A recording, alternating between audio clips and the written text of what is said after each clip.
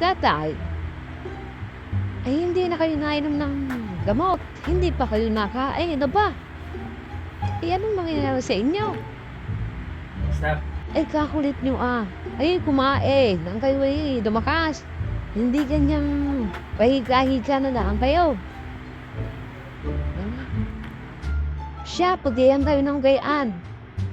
Darating ang pugay, susumbong ko kayo. Makikita nyo ang hinahanap nyo.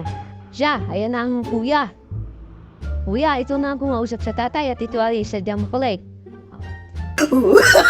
Oh, no, no, no, no.